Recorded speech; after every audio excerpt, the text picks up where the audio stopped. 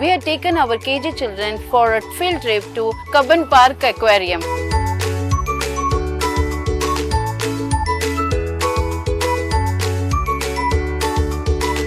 Where they were able to connect the real topics which were taken in the classroom as math topic like big and small, colors, which they were able to connect it with the colors of the fishes, the size of the fishes and the size of the aquarium too. We were able to see the children's curiosity right from the beginning of the trip till the end of the trip.